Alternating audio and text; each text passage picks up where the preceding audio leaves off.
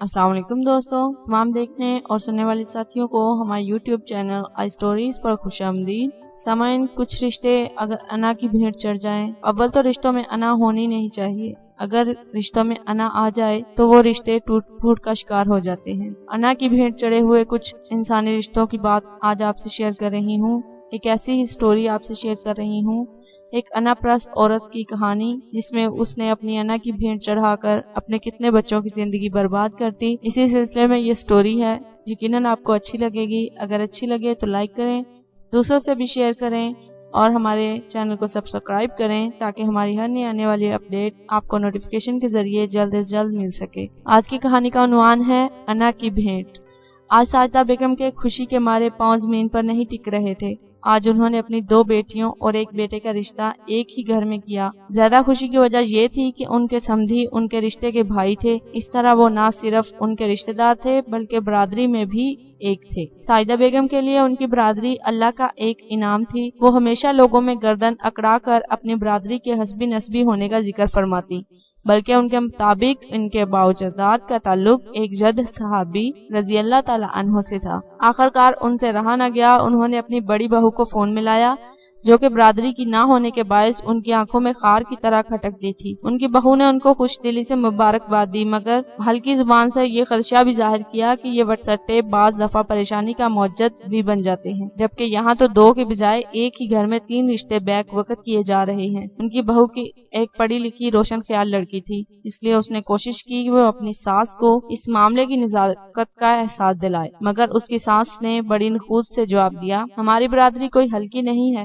میرے سمدھی سعودی عرب میں سیٹ ہیں، میری بیٹیاں بیاہ کر سعودی عرب چلی جائیں گی اور بہو گھر آ جائے گی، تو پریشانی کی کیا بات ہے؟ انہوں نے بہو کی بات پر توجہ دینے کی بجائے اس کو یہ سنایا کہ اس کے باقی بچوں کو اپنی ہی برادری سے رشتہ مل گیا ہے، اس لیے اب انہیں باہر سے گند اٹھا کر لانے کی ضرورت نہیں پڑے گی۔ ان کی بڑی بہو یہ توہین امیز فکرے سن کر صبر کے گھونٹ پی کر خاموش ہو گئی۔ اس وقت ساجدہ بیگم اپنے آپ کو فاتح محسوس کر رہی تھی۔ انہوں نے شادیاں بڑے دھوم دھام سے کی۔ شادی کے قریباً 1 سال بعد ان کی ایک بیٹی گھریلو ناچاکی اور اپنی تند مزاجی کے باعث طلاق کے کاغذات تھامے گھر میں آ بیٹھی۔ ان کے اندر نفرت اور انا نے سر اٹھایا۔ انہوں نے اپنی دوسری بیٹی کو بھی واپس آنے کا حکم دیا تاکہ وہ اپنی بہو کو بھی دھکے مار کر گھر سے نکال سکیں۔ اس 1 سال میں ان کے بیٹے اور دوسری بیٹی کے گھر ایک بچہ ہو چکا تھا، مگر ساجدہ بیگم کو نفرت اور غصے کی آگ نے پاگل کیا ہوا تھا۔ ان کی بہو اور دوسری بیٹی ان کے آگے ہاتھ پھیلا کر رحم کی بھیک مانگتی رہیں، مگر ان کی انا ہار نہ سکی۔ وہ اس بات سے مکمل طور پر بے پرواہ تھیں کہ ان کا بیٹا اور بیٹی اب خود بھی والدین بن گئے ہیں۔ بیٹے کو انہوں نے رو کر 2 باتیں کہیں، بیٹا، بیویاں تو بہت مل جاتی ہیں مگر ماں صرف ایک ہوتی ہے، تجھ پر جنت حلال نہیں ہوگی اگر میں تیرے سے ناراض ہو گئی۔ بیٹے نے ذرا پس و پیش کا مظاہرہ کیا تو انہوں نے منہ پر دوپٹہ رکھ کر زور زور سے رونا شروع کر دیا اور اس کو کہا، میں روز قیامت تجھے اپنا دودھ نہیں بخشوں گی اگر تو نے میرا کہا نہ مانا۔ چاروں ناچار فرما بردار بیٹے کو وہی قدم اٹھانا پڑا جس کے لیے ساجدہ بیگم بے چین تھی۔ ان کے بہو کے جانے کے ایک دیر تھی کہ ان کی دوسری بیٹی بھی لوٹی پٹی طلاق کے کاغذات ہاتھ میں لیے واپس آ گئی۔ یوں ایک غلط فیصلے اور ہٹ درمی انا نے 2 لوگوں کی طلاق کا تاوان 4 معصوم جانوں سے بھی لیا۔ کیا ایک گھر میں 3 رشتے بیک وقت کرنا کوئی عقل مندی ہے؟ ان وٹے سٹوں میں اس حقیقت سے نظر کیوں چرا لی جاتی ہے کہ شادی بیاہ گڑے گڑیا کا کھیل نہیں ہے۔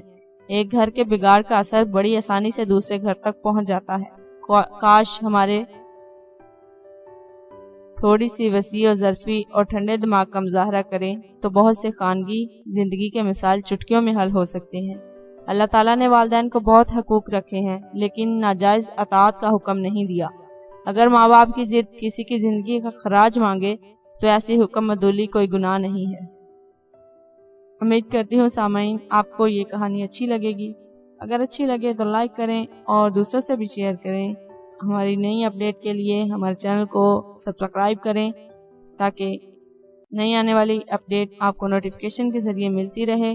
اپنی اگلی ویڈیو کے ساتھ پھر حاضر ہوں گے، تب تک کے لیے اپنے ساتھ دوسروں کا ڈھیروں خیال رکھیے گا۔ اللہ حافظ۔